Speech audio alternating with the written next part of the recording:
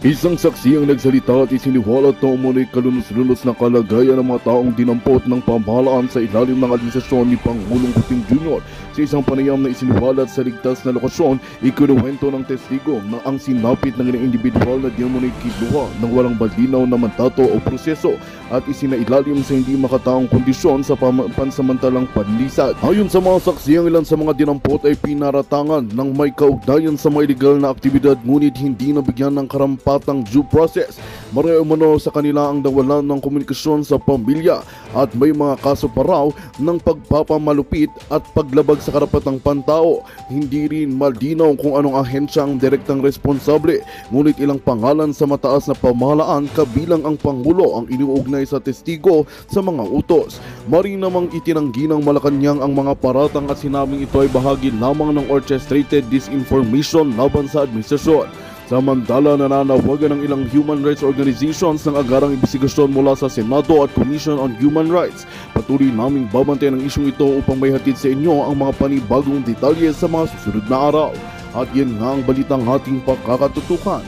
Ngunit bagong lahat, siguraduhin mag-subscribe at ihit ang notification bell para sa patuloy na pagtutok sa mga sulap ng bagong balita sa tunay na boses ng masa.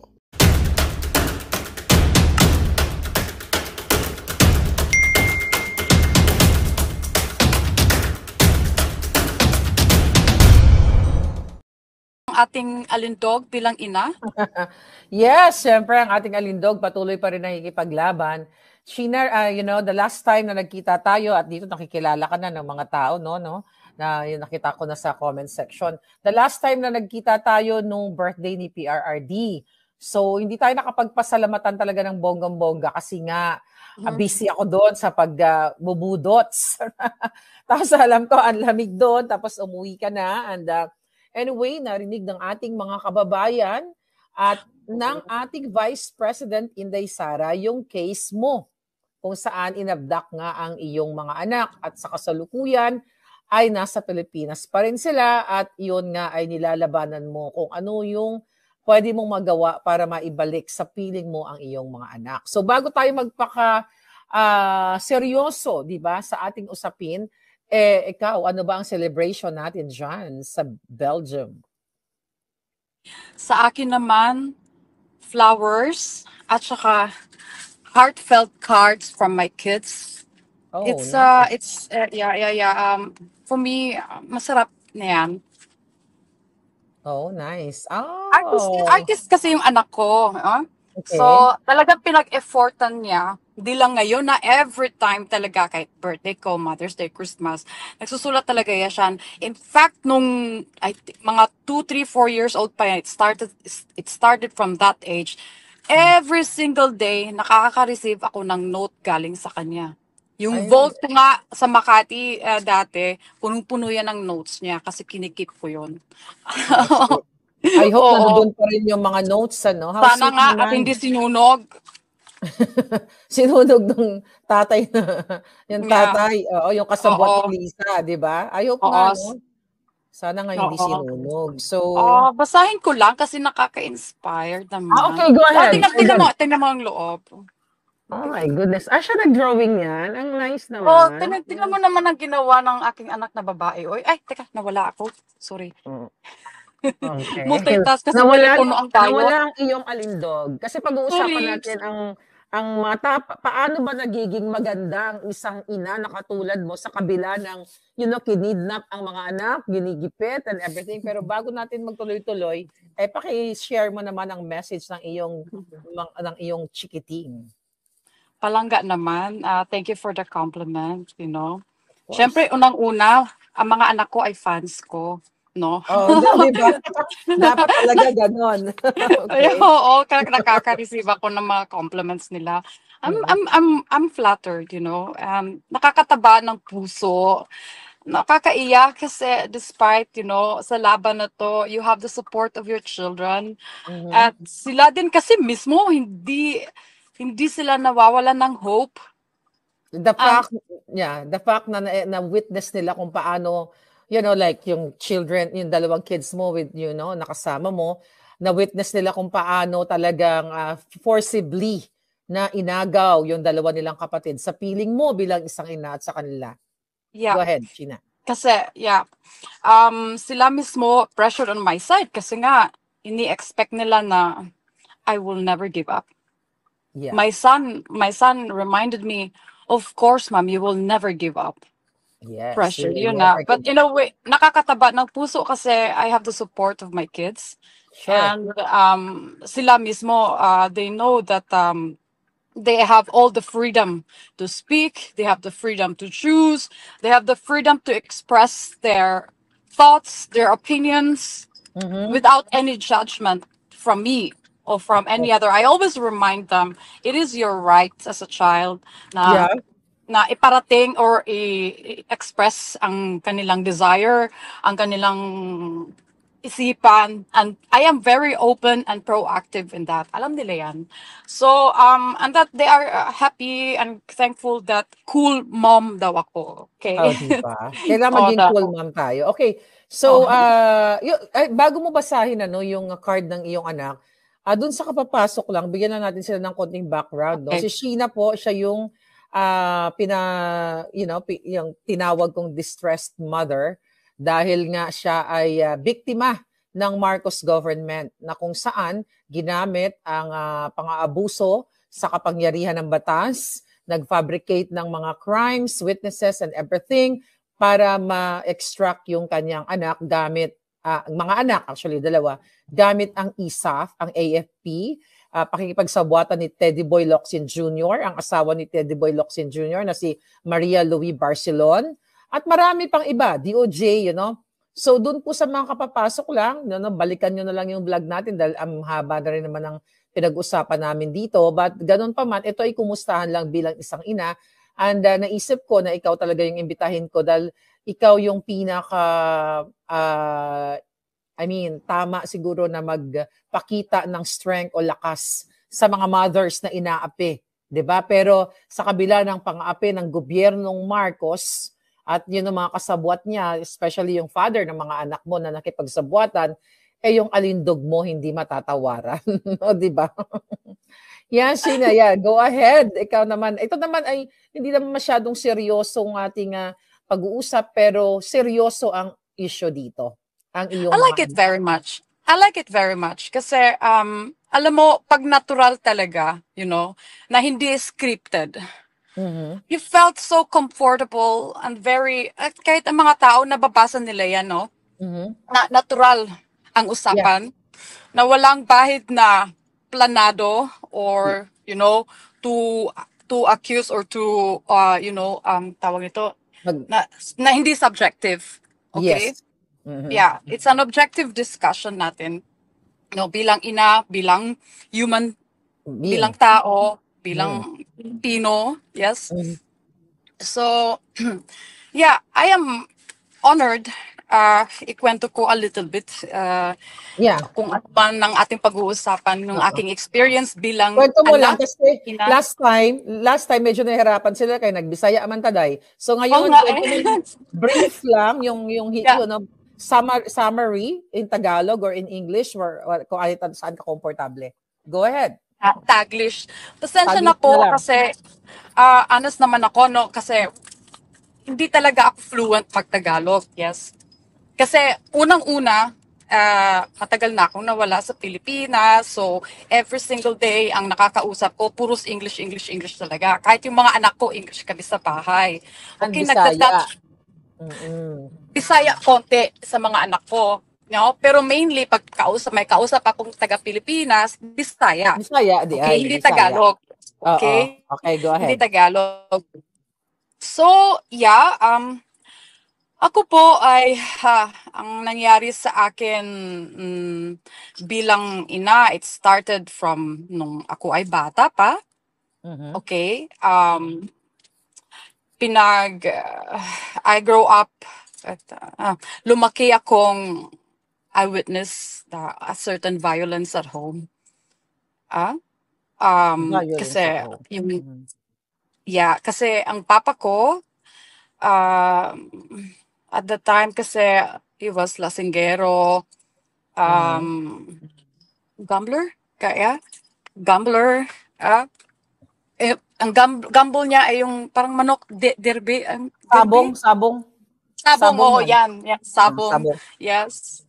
I believe a person talaga, pag mayroon talagang bisyo, relatives lang yan yung being violent ka, you know. I grew up with that, seeing my mom, hindi lang ako, of course, the rest of my siblings. Tatlo kasi kami magkakapatid. I'm a middle child. Mhm. I grew up with it, we grew up with it, witnessing my mom has been beaten up multiple times. We grew up with Okay. it hanggang naging adult na nga ako you know. Oo, oo. Yeah, so I've been telling my mom na, Mom, ba't ayaw mong hiwalayan si Papa? Sabi ko. And then, excuse me lang. Bye-bye. See you later. Yeah. Sabi ko, bakit mo ayaw hiwalayan si Papa? Kasi to save you, you know, from being Mhm. mentally, psychologically, and physically abused. Sabi niya, why do you want a broken family? Sabi niya Mhm. sa akin yan. Sabi ko, Ma, we're already broken. Sabi ko, Mhm. the moment na si Papa pinapasakitan ka in front of us, it's already broken. There's nothing like a Yan. family acting and giving such, you know, actions to the wife and to the children who were witnessing it. Alam mo, hindi lang ako ang may gantong case. Kasi it's kind of common. Ay, nawala ka. No, Okay. I'm still here. Kasi I'm listening. I think it's common society Mhm. Nawala. Yung na signal mo. Yeah, yeah. Go ahead, go ahead. Ay, sorry. I can imagine marami ang makaka-relate nitong story na to. You Mhm. know? I'm telling my story to remind women and mothers that you're not alone and there's always Mhm. I think kailangan ma-stabilize yung signal mo. You're not hope. alone. Sabi mo, you're not alone. Yun, doon ka naputol. Yeah. Hmm. Okay. I'm not alone. I can imagine I'm not alone. We experienced this maybe even worse than what ano. So I'm sharing my story not because to shame or ipahiya ang pamilya ko, not at all. This Mhm. is my story, my personal story, and it is my right. Karapatan ko. It at also freedom. It's my freedom Mhm. na magkwento sa buhay ko kung ang my goal is to give hello To palangga. inspire people. Yeah, hindi. Wala. To To inspire. inspire people. Yeah, to inspire people and to give them hope and strengthen their faith. Yes. Kasi I'm a living proof that is very na talagang hindi ako takot na magpunta in public. In the past, nahihiya ako to talk about my past. No, dati-dati nahihiya ako kasi nakakahiya talaga having this kind of family situation. Are Okay. you saying, Ah, na yung mom mo ba, kasi this is about mother, ano 'no, yeah, yeah, yeah, mother, yeah. yeah. Are you saying yung mom mo at yung father mo, they're still together ba? They're living together? Apparently, yes. They are still living together. Hindi lang din si mama ang mag-isa na pumili na magstay na lang at home kahit alam nila ng kanilang husband is abusive. We know Hmm, this, ah. This is reality. yeah, yeah, yeah. Yes, this is reality. For some reason, they have some fears. I respect the decision of my mom, but to tell you a full story from age, if I recollect the happenings, when I was 12 years old, when I was 12 years old, nag-away sila mama and papa, no? Sapak, verbal, etc. Mhm, Sigawan. Kami tatlo mag-siblings sa andoon din. mhm, When my father attempt to, you know, hawak niya ay knife. mhm. Knife, Saktan yung mama mo? oo, sasaktan niya yung mama ko. Tapos hawak niya yung knife, kutsilyo. Okay. Hawak Oo. niya kutsilyo. So I went in the middle. Okay? 12 years old lang ako, 12. I went in the middle. Sabi ko, pa, instead do it to me, not to my mom. I mean, stab me instead, Yeah. not to my mom. Sabi ko sa kanya. And nagalit talaga ang papa ko sa mama ko. Bakit daw kumakampi kami mga anak sa mama ko? Okay. Alright. Mm.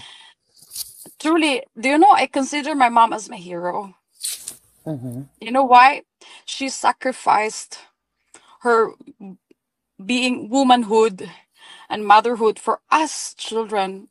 And ako palangga, hindi naman kami mayaman, okay? Pero ang goal ng mama ko is really to give a very good education to us. Makapagtapos kami sa pag-aaral. Mhm. At may mga bilin si mama sa akin, mamaya ikukwento ko. Then it Pero, doesn't stop there, ha? Continue pa din ang abuse ng papa ko. Sabi ko, ay sana kung 14, 15 years old, 16, sana mayroon ng legal na trabaho kasi gusto ko nang lumabas mhm. sa aming tahanan, para hindi every single day ma-witness ko yung abuse. Kasi it's really tormenting as a child growing up. Pero luckily, I have a strong personality. At I had the goal that I will make myself successful. Yes. Yeah. Para hindi ako maging dependent sa So, lalaki. aha. Okay? Yeah, because my mom is Yeah. My question is, why you are telling this story? I mean, bakit kailangan i-expose mo? Kasi I understand, no, may mga magpamilya na hindi nila ini-ere or tinatago nila yung mga gantong klaseng hindi magandang pangyayari sa isang pamilya. Eto ba dahil yung father mo ay naglabas ng video na panira sa at ito ay allegedly ay pinwersa ni Francis Lloyd Chua na tatay ng mga anak mo para sirain kanya bilang isang anak? Doon ka ba nanggagaling? it's a yes and no. Okay? Okay. Why? Kasi unang-una, dati normally nahihiya akong ikwento yung past ko. Okay? Kasi kahihiyan talaga yon. 'Di ba? We are used to that in our society na pag Mhm. ang parents mo are not really doing good, etc. Nakakahiya na ikwento and That's you have true. to remain it in private, etc. etc. Pero Mhm. to me naman kasi siniraan na nila ako At yung Yeah, sira pa naman ay walang katotohanan. that's Ito true. yung sinasabi ko ay katotohanan. Kung ang tao naman publicly kahit yung the rest of our family, would like to know, they know the truth. Of course, alam nila ang katotohanan. Alam din nila kung ano yung papa ko, no? Pero hindi sa sinisiraan ko yung papa ko, no. It's not about it. I cannot change him anymore. Ganyan na talaga siya. So, akala ko dati that I could empower my mom. That Mm. finally, one day, magda-decide na siya na to choose herself. Kasi hindi naman na kami maliliit eh. Malalaki na Mm-mm. kami, may mga apo na nga sila, 'di ba? So, Mhm. pero okay, finally, sabi nga ni Francis sa akin dati nung okay pa kami, sabi niya, Sheena, why don't you forgive your dad? Sabi niya, don't leave any grudges. Sabi ko, it's not Mhm. grudges. I don't have grudges against him. It is normal for me as a child at bilang anak na didistansya ako sa kanya kasi hindi ako sang-ayon sa pinaggagawa niya. Alam Mhm. din niya ng papa ko. Hindi kami, apparently and unfortunately, hindi kami close. Kasi ako, dumistansya ako kasi nga hindi ako sang-ayon sa pinaggagawa niya. Okay, ayokong tawag nito, I can only advise my mom bilang Mhm. anak kung anong nakikita ko. At saka siya pa din ang magde-decide if she wanted to. Okay, tulad ng her choosing to be on my father's side. I hope hindi siya get-threatened din, you know. I can only hope. And at alam din to alam ko at the beginning siguro kaya si Papa nag-side kay Francis kasi nga alam ni Francis din ang ginawa ni Papa. Baka yun ang ginawa nilang threat sa kanya. Tinakot si Papa na baka mag-file ako ng case against my Papa dahil sa ginawa niya. sa pamilya. Pero I never did that. Yeah. No. Sheena, no, para lang maintindihan ng ating mga nanonood na hindi nasundan yung ating Mhm. unang nilabas na tong issue na to. So, ang father mo ba ay nag-witness sa mga kaso mo laban sa iyo or siya ba talaga ay witness? Nakita ba niya yung paghihirap mo, yung dwelling ninyo ni Francis or any situation na witness niya with regards dito sa family dwelling o partnership niyo ni Francis? Unang-una palangga, I will tell you something. Even my father is not perfect, no? I know that he is so proud of me. Kahit na ako yung medyo talagang lumalaban, no? Warrior? Mhm. Warrior. Alam Mhm. ko na proud siya sa akin. I remember clearly. Kahit na nga, okay, kwento ko na rin when I was 18, ano? Mhm. 18 na ako, palangga. Nag-away sila ni mama at papa. Sinuntok niya kasi sa tiyan si mama. Okay. Nakita ko yon, sinuntok niya, sinuntok ko din siya. Pero alam mo, Sinuntok mo siya pabalik. oo, Okay. sinuntok ko siya. Can you imagine? Kababae ko, 18 years old. Sinuntok ko talaga siya kasi nga, to defend my mom. You know? Pero alam mo, pero gigrab niya yung buhok ko, etc. You know? Pero Uh-huh. syempre, anak pa din ako kahit papaano, right? Oo, Alam mo oo. ang nangyari? Alam mo, pag ikaw ay victim or traumatized, instead na I would feel grief, etc., I felt guilty na ginawa ko yun sa papa ko. Siyempre, papa mo pa rin yun, pero yun ay Mm-mm. emotion mo dahil na-witness mo yung abusive behavior niya. Yes, yes. Syempre kami mga anak din received also a lot of yeah, we were still younger at that time. Sabi ko talaga sa isip ko, sabi ko hindi talaga ako mag-aasawa. kasi kasi nga Oo. yung mama ko, 'di ba, na witness ko. So Yeah. sabi ko kay mom, sabi ni mama, Shina, pagbutihin mo yung pag-aaral mo. Nire-remind din ako ni papa sa Shina, pagbutihin mo yung pag-aaral mo sa university, makatapos ka, happy na kami. Yun ang sabi ni papa sa akin. Sabi ko sa kanya, okay, mag-deal tayo. Sabi ko. The moment I graduated in my university, promise me, hindi nyo pakikialaman ang aking decision. Mhm. I will honor your advices and your recommendations, suggestions. I will listen to it and I will analyze about it. I'm over it, but ako pa din ang end decision, sabi ko sa Mhm. kanila. Kasi ako ang haharap whatever circumstances, whatever the results is. And I promise you, hindi ko kayo aagrabyaduhin. Yun na sinabi ko sa parents ko at the time. No, Mhm. university pa lang ako noon.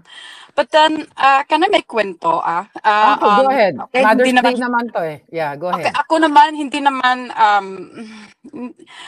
normally mahihiya ako, pa no, hindi na. Hindi Sabi na? ko, Ah, katotohanan naman to eh. Sabi ko, alam mo, when my firstborn child, hindi naman anak ni Francis yan, ano. okay. Oo. I would like to announce this in public as well for this purpose. My eldest son is not the son of Francis. Because yung mga kalaban ni Francis, nagdi-death threat sa kanya, thought that that the eldest child of Francis is Sean. Mhm. Which is And that not. going back to that, Francis used, when I was really so worried about the death threats, I confronted him about it, no? Nung at that time, nagde-decide kami kung saan kaming country kukuha ng citizenship. Okay? That Mhm. was back in 2019. Sabi ko sa kanya, Francis, I remember so clearly that was madaling araw. Nag-drive ako kasi at the time nakatira na ako sa Parañaque and he is still living in San Isidro, Makati. Mhm. Okay? No? Parang warehouse.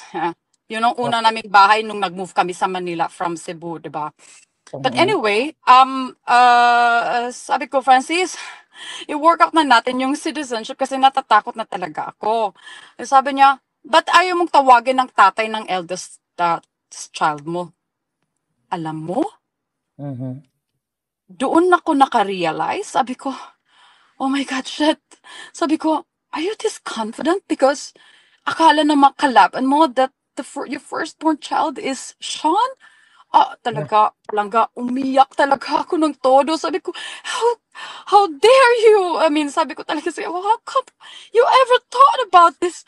Oh my God, kasi we never announced it in public na hindi niya anak yung firstborn child. Okay? Mhm. Yes. So, di ba? Ganun naman yan sa Chinese, di ba? Honor to them. It's very important to them to have a firstborn child, lalo na pag lalaki. Di ba? Yeah. Importante sa Chinese yan. So, syempre, kung may kalaban ka, titirahin nila ang anak, hindi ikaw, di ba?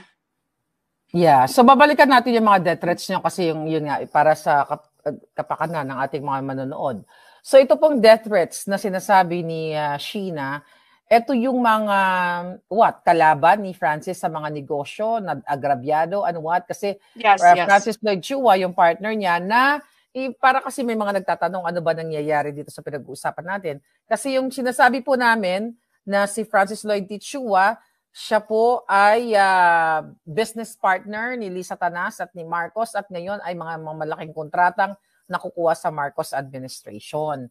At kaibigan ni Lisa na nag-facilitate po para i-abduct o para i-extract ang anak ni Sheena mula sa Istanbul, Turkey, pabalik sa Pilipinas. Ginamit ang kapangyarihan, pang-aabuso ng government. So kaya sinasabi niya yung istorya niya para mas maintindihan niyo kung saan siya nanggagaling. So, going back dito sa death threat dahil parang wala siyang pakialam dahil hindi niya anak yung panganay mo. I mean yung firstborn child mo. So parang doon mo na realize na talagang itong taong ito na partner mo na tinuturing mo, syempre Magandang balita ang hatid namin sa inyo ngayong araw. Sa pagtatapos ng aming balitaan, nagbigay kami ng mga mahalagang impormasyon. Maraming salamat sa pagtutok at pagsuporta sa aming programa. Huwag kalimutang manatili sa mga susunod na araw para sa mga bagong balita at mga kwento na dapat nating abangan.